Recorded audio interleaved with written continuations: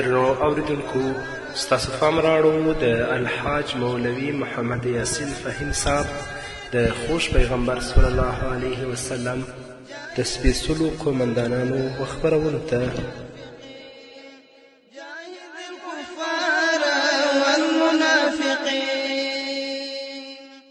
بسم الله الرحمن الرحيم. الحمد لله رب العالمين حمد الشاكرين، الصلاة والسلام على سيد الأنبياء والمرسلين سيدنا ونبينا وشفيعنا ومولانا محمد وعلى آله وأصحابه الطيبين الطاهرين.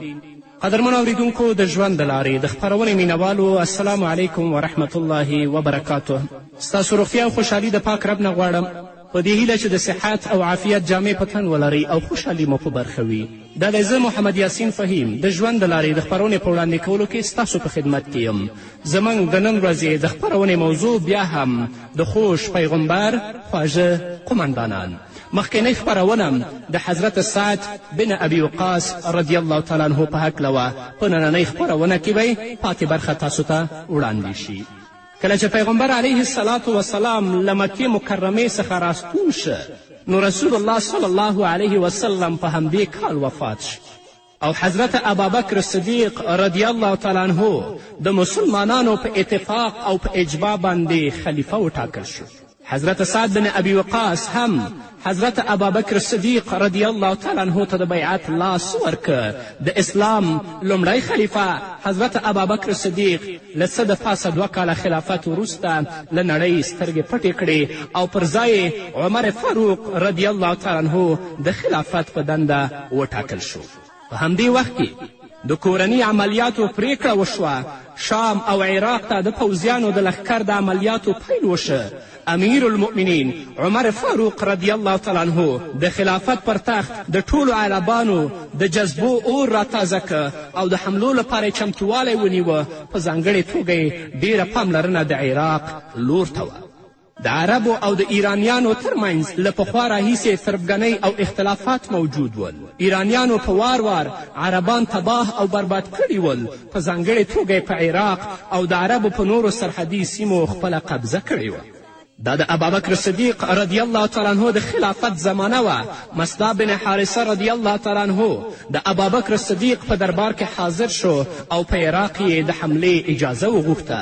په دې وخت کې د عربو په ټولو سیمو کې د اسلام وړانګې ځلېدلې وې. په همدې اساس خالد بن ولید د یو لوی پوځ سره د عراق په لور روان شو. هغه په دې حمله کې ډیر ځایونه فتح کړل. له دې وروسته ابابکر صدیق رضی الله تعالی عنه خالد بن ولید ته حکم وکړ چې مصعب بن حارثه رضی الله عنه خپل ځای ناستی کړي او د شام په لور روان شي. د خالد بن ولید له روانېدو سره سم د عراق جنگ سوړ شه. چې کله خالد بن ولید د عراق نه مخ وګرځوه، نو د عراق جنگ سوړ شه.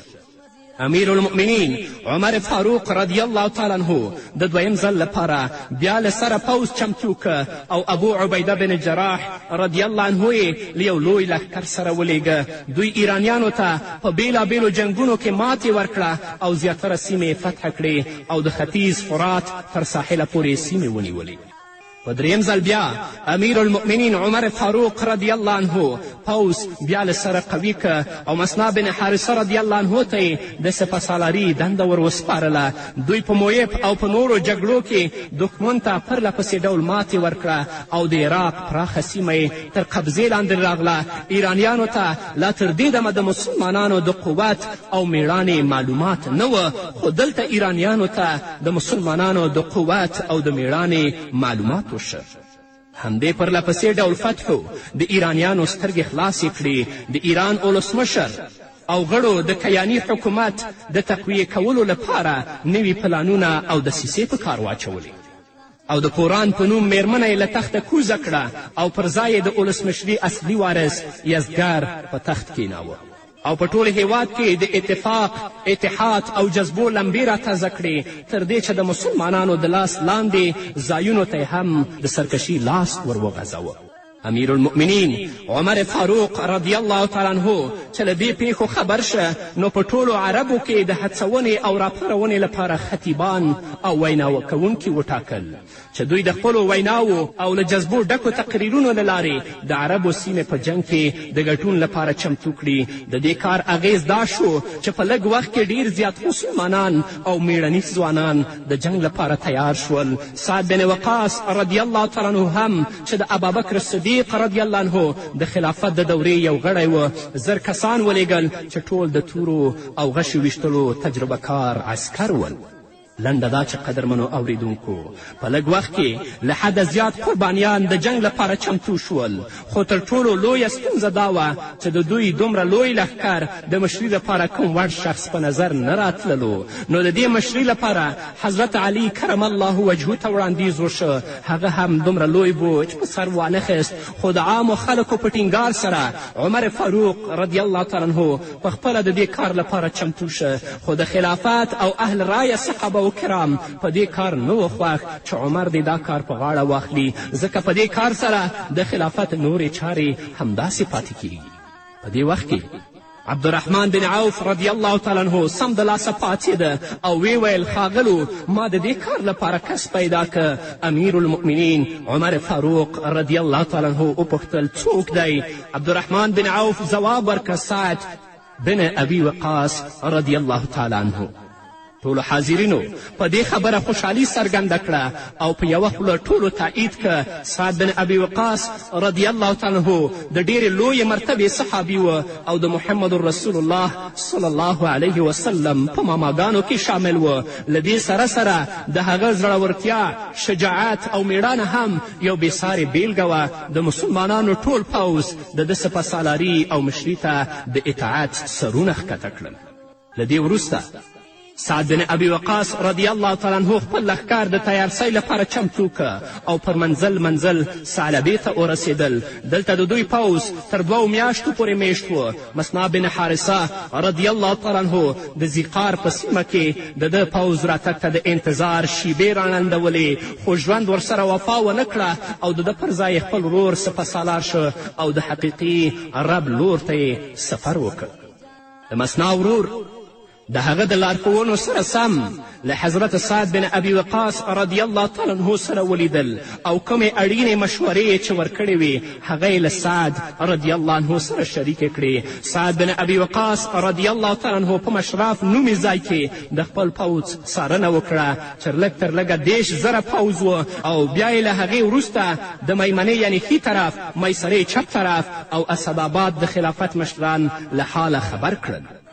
د هغوی له لورې ورته حکم وشه چې د مشراف له سیمې وړاندې دې په قادسیه سیمه کې په داسې شکل خپلې مورچې او سنګرونه جوړ کړي چې د شا له لورې د عربو غرونه وي او مخامخ یې د دښمن هیواد وي. تر دې چې له دې ځایه روان شول او د قادسیې په مناسبو ځایونو کې مورچلونه جوړ کړل او په خپله قومانده یې پوځ ځای پر ځای کړ. حضرت سعد بن ابي وقاص رضی الله تعالی عنه له جنگ پیلېدو څخه وړاندې د دوی د قبیلې په مشرانو کې 10 مخور اشخاص غوره کړل او دوی یې د استازو په حیث د مداین لور ته ولیږل چې د ایران ولسمشر ته د اسلام او یا د مالیې د قبلولو بلنه ورکړي، یا د اسلام راوړي او که اسلام نه راوړي نو مسلمانانو ته به جزیه ورکوي. تر دې چې هغوی ته اسلام وړاندې که بیا له هغې وروسته مسلمانانو ورزیاته کړه که تاسې اسلام نه قبلوئ نو موږ د خپل پیغمبر صلی الله علیه وسلم پیشګویي راتازه کوو او یو ورځ به هرومرو ستاسې خاوره زموږ په قبضه کې راځي. هغوی د مسلمانانو په دې خبره قهر او غصې پسې واخیستل او د مسلمانانو د دې زړورتیا په بدل کې خاوره راواخیسته او د مسلمانانو لور ته یې د ډالۍ په څیر ونیوله.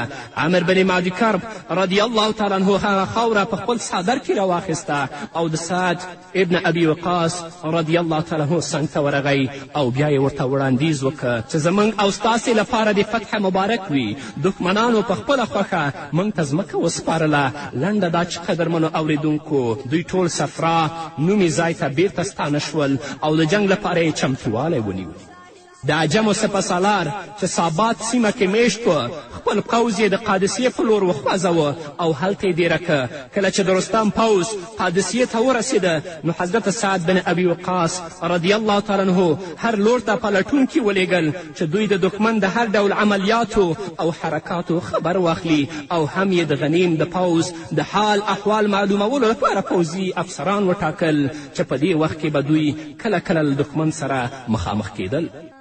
تر دې چې د شپې پر وخت دوی د غنیم په کیم کې ګزمه کوله په یو ځای کې بې شمېره اسونه ولیدل چې په منډه ځغلي. خلکو دوی پسې شاته پلټنه پیل کړه نو یو عسکر یې ونیوه. نوموړی عسکر سمدلاسه د حضرت سعد بن ابي وقاص رضی الله تعالی عنه په وړاندې اسلام قبول که او د عجمي پوځ ډېر رازونه یې رابرسېره کړل او د هغو نه یې حضرت سعد بن ابي وقاص رضی الله تعالی عنه خبر کړه. تر یو وخته پورې همدې کشمکش دوام درلود خو کومه جګړه لا نه وه پیل شوې. د رستم پوځ له جنګ کولو څخه ویره درلودله. هغه یو ځل بیا د سولې لپاره هلې ځلې پیل کړې. سعد بن ابي وقاص رضی الله تعالی عنه هم د ده په غوښتنه د دوی لور ته یو څو استازي ولیږل خو د حل لاره یې راونه وتله. په بیا ځل یې مغیره ولیږه. رستم بیرته په شا شو نو په غصه او په قهر یې داسې ویل زه به سبا ته ستاسې پوځ له خاورو سره خاورې کړم. مغیره رضی الله تعالی عنه بیرته له هغه ځایه راستون شه او د رستم خبره یې حضرت سعد بن ابي وقاص رضی الله تعالی عنه ته تکرار کړه. نو حضرت سعد رضی الله تعالی عنه هم د خپل اسلامي پوځ چمتووالی ونیوه او له دوی سره د مقابلې حکم یې ورته وکړ. رستم د حضرت سعد بن ابي وقاص رضی الله تعالی عنه په دې اقدام دومره په غصه شه چې په هماغه وخت کې خپل پوځ د تیارسۍ لپاره چمتو که او په دویمه ورځ د سهار پر وخت له سیند څخه پورې وتل او د جنگ په ډګر کې قطارونه منظم کړل. بل لور ته د سعد بن ابي وقاص رضی الله تعالی عنه په سپېڅلې قمنده اسلامي پوځ هم د مقابلې لپاره تیارسۍ ولاړ و. هر لور ته د مشهورو شاعرانو او جذبه لرونکو خطیبانو زړه راښکونکي او راپارونکي شعرونه او ویناوې زمزمه کېدې چې د مسلمانانو په وینه کې د جذبو او د زړورتیا ولولۍ راپارولې. له دې سره سره د قاریانو جهادي آیتونه لا نور هم د مسلمانانو او میړنیو ځوانانو وینه په جوش راوسته او د مقابلې لپاره یې زړونو ټوپونه پیل کړل. سعد بن ابي وقاص رضی الله تعالی عنه د خپل معمول په اړوند 3 د الله اکبر نعره پورته کړه او په 4 زر سره جګړه پیل شوه. هغه د څه ناروغي له کبله ونه شو کړی چې د پوځ رهبري او لارښوونه وکړي نو پر ځای خالد بن عرطفه رضی الله عنه ځایناستی شو. د جنگ له میدان سره چې کومه نږدې کلا وه سعد بن ابي وقاص رضی الله تعالی عنه هلته تشریف یوړ او د بالاخانې له کړکۍ څخه یې په زغرده د جنگ څارنه کوله. کله چې د کوم حکم او قماندې ځای به راغی نو هغه به یې د کاغذ پر مخ ولیکل او د بالاخانې له کړکۍ څخه به یې د خالد لور ته وروغورځاوه. نو حضرت خالد به د حضرت سعد رضی الله تعالی عنه په قمانده او لارښوونه له مخالف پوځ سره جنګېده او د ده په لارښوونه به یې د جنګ مسیر بدلاوه.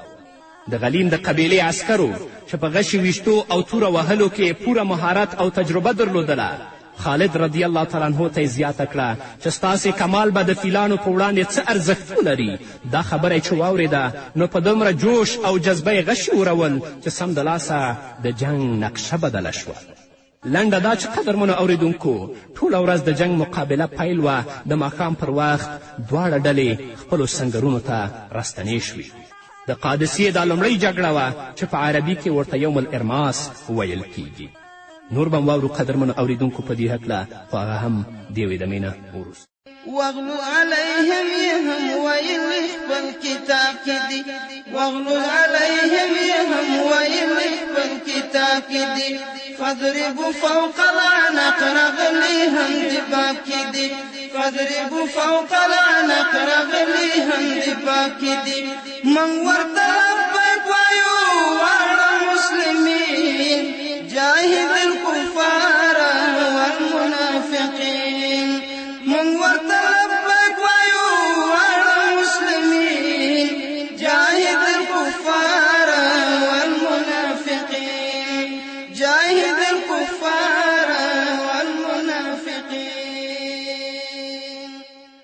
قدرمنو اوریدونکو بیا هم زموږ سلامونه او نیکې هیلې ومنئ. په په دې هیله چې تر دې دمه تاسو زموږ ملتیا کړې وي. په دویمه ورځ بیا جګړه پیل شوه. په دې وخت کې د مسلمانانو خواته نور مرستندوی پوځونه هم ورزیات شول. له دې غیبي مرستې سره د مسلمانانو وینه لا نوره هم په جوش او جذبه راغله او په ډیر شور او ځواک سره د تورو باران پیل شو. ابو محجن ثقفي رضی الله تعالی عنه چې سعد بن وقاص رضی الله عنه د شرابو د څکلو په جرم په کلا کې بندي ساتلی و، هغه هم په خپلو سترګو دا منظره لیدله او زړه به یې له بې صبري ټوپونه وهل. نور یې صبر او زغم له لاسه ورکه او د سعد بن ابي وقاص رضی الله تعالی عنه له میرمنې هیله وکړه چې په دې وخت کې ما پرېږده چې له خپلو مسلمانانو ورونو سره یو ځای وجنګېږم. کله چې جګړه پای ته ورسېده زما ژمنه ده چې بیرته راځم او خپله به ځان ته زولنې اچوم.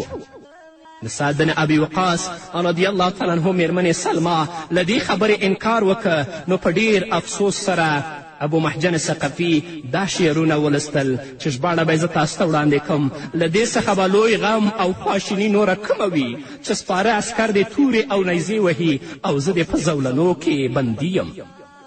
سلما رضی الله عنها چې کله دا شعرونه واورېدل نو سم د لاسه پاڅېده او د ابو محجن ثقفي له پښو یې زولنې خلاصې کړې. له هغې وروسته د سعد بن ابي وقاص رضی الله عنه پر اس باندې سپور شه او د زمري په څېر یې د جنګ ډګر ته ور ودانګل. د مخالف لورې پوځ ټول د ده زړورتیا ته لاس تر زنې ولاړ و. سعد بن ابي وقاص رضی الله تعالی عنه هم حیران و چې دا کم زړور ځوان دی. کله چې د ماښام پر وخت جګړه پای ته ورسېده نو بیرته خپل ځای ته راغلو او زولنې یې پښو ته واچولو. سلما چې د حضرت سعد رضی الله تعالی عنه ښځه وه دا پیښه سعد بن ابي وقاص ته واوروله نو په ځواب کې خپلې مېرمنې ته ویل پر الله قسم چې اسلام داسې قربانیانو ته سزا نشي ورکولی او بیا یې سم د لاسه ورته له پښو زولنې خلاصې کړې او خوشې که. ابو محجن رضی الله عنه هم د دې قدرداني په بدل کې د ټول عمر لپاره له شرابو څخه توبه وویستله. په درېیمه ورځ بیا د تیر په څېر جګړه پیل شوه. حضرت سعد بن ابي وقاص رضی الله عنه نن د وروستۍ پریکړې اراده وکړه خو د ماښام پر وخت بیا د جنګ په شور او غوغا کې کموالی او توپیر رانغی. زیاتره ستونزه د فیلانو له امله رامنځته شوې وه. هغوی به چې کله ټوپونه کړل نو د پوځ ټول قطارونه به یې یو خوا بل خوا کړل. حضرت سعد رضی الله تعالی عنه حضرت قعقاع رضی الله عنه او څو نور زړور عسکر ځان ته راوبلل او ورته ویل تاسو فیلان ووژنئ د جنګ ټول میدان به ستاسو لاس ته درشي. هغوی له حکم سره سم په ډېرې زړورتیا او قرباني سره همداسې وکړل او د جنګ غټ غټ فیلان یې ټول ووژل. نور فیلان هم له ویرې وتښتېدل. کله چې د جنګ میدان له فیلانو څخه خالی شه حضرت سعد بن ابي وقاص رضی الله تعالی عنه په خپلې قومندې سره د پوځ لورې بل خوا واړوه او بیا یې ورته حکم وکړه کله چې زه د الله اکبر درېیمه ناره اوچته کړم نو بیا به تاسې په غلیم حمله کوئ. خو لا تر دې دمه د سعد بن ابي وقاص رضی الله تعالی عنه له خولې د تکبیر لومړۍ نعره پورته شوې وه چې حضرت قعقاع رضی الله عنه له جوش او جذبې څخه بېتابه شو او حمله یې وکړه. سعد بن ابي وقاص رضی الله عنه وفرمیل ای الله ته قعقاع ته بښنه وکړه او ته ورسره مرسته وکړه.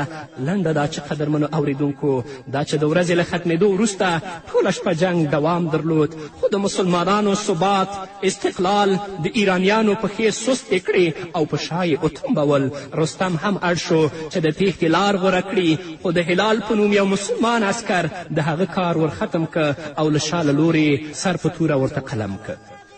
حضرت سعد بن ابي وقاص رضی الله تعالی عنه د قادسیې له جنګ وروسته د هجرت په 15 کال پر ټول عراق د قبضې کولو اراده وکړه. ایرانیانو په دې وخت کې په بابل کې پناه اخیستې وه نو د همدې له امله لومړی یې د پوځ مخه همدې لور ته کړه. هغه په خپله میړانه پر عجمو دومره رعب او دبدبه واچوله چې په لاره کې لوی لوی مشران ولیدل چې له دوی سره یې سوله غوښتله تر دې چې مسلمانانو هم ورسره سوله کوله.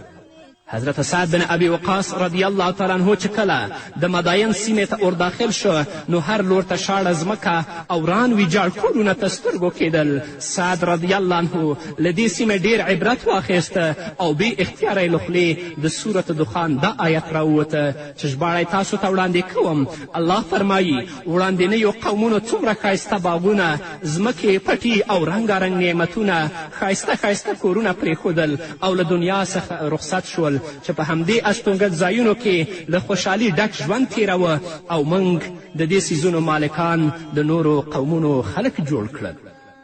د مداین له فتح کولو سره پر ټول عرب عراق او په ټوله عربه سیمه کې د امن او ډاډ فضا رامنځته شوه. چا چې خپل کورونه پریښي ول او له دې ځایه تښتېدلي ول بیرته خپلو کورونو ته راستانه شول. عراق د عربو له فتح وروسته د حضرت سعد بن ابي وقاص رضی الله تعالی عنه تر مشرۍ لاندې و چې په ډېرې کامیابي سره پرې اسلامي بیرغ وځړوه. له دې وروسته حضرت سعد بن ابي وقاص رضی الله عنه د خلافت له دربار څخه د وړاندې سیمو اجازه وغوښته، نو ځواب ورته وشه. د دولت او حکومت په مقابل کې ماته د یو عسکر وینه زیاته غوره او محبوبه ده. کاش چې زموږ او د عجمیانو ترمنځ سکندري بندر وی چې موږ نه د هغوی لور ته ورتلی او نه هغوی په موږ باندې یرغلونه کولی. لنډه دا چې د خلافت د دربار نه سعد بن ابي وقاص ته وویل شول چې په همدې فتوحاتو صبر وکړه او د واک او اختیار واګې په لاس کې مضبوط ونیسه. له همدې فرمان سره سم سعد بن ابي وقاص رضی الله تعالی عنه د مداین د ښار د والي په حیث وټاکل شه او د حکومت نظم او نسق یې په خپل لاس جوړ که. هغه په دومره غوره طریقه د خپل حکومت والیتوب دنده سرته ورسوله چې په زمانه کې بیلګه نه وه. اما د نن ورځ والیان هغه غله، ډاکو او فسادیان بل څه نه دي. د خلافت د نورو مامورینو او ارکانو په مرسته یې د ټول عراق سرشمیرنه او مساحت اندازه که او فتح شوې سیمې د اصلي اوسیدونکو په اختیار کې ورکړي.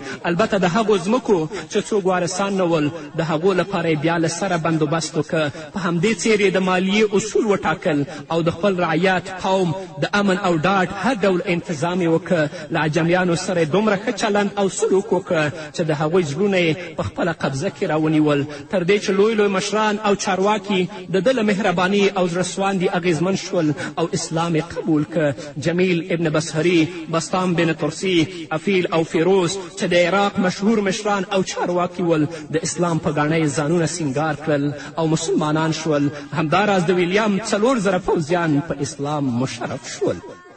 سعد بن ابي وقاص رضی الله تعالی عنه تر یو څه وخته پورې په مداین کې له اوسېدو وروسته دا ونګېرله چې د دې ځای اوبه او هوا د عربو په رنګ او روغن کې بدلون رامنځته کړی دی. نو له دې پیښې امیر المؤمنین عمر فاروق رضی الله تعالی عنه خبر که. نو د هغه د لورې ورته حکم راغی چې د عربو په سرحدي سیمو کې کوم بل مناسب ځای غوره کړه او د یو نوي ښار بنسټ کېده او په همدې ښار کې د خپلو حکومتي چارو لپاره هم د وداني بنسټ کېده. سعد بن ابي وقاص رضی الله عنه له همدې حکم سره سم د مداین له سیمې ووت او د یو نوي ښار د بنسټ ډبره یې کېښوده چې اوس هم د کوفې په ښار سره مشهور دی. د ښار په منځ کې یو عالیشانه جومات جوړ که چې نږدې شاوخوا 40,000 لمونځ کوونکي پکې ځایېدل.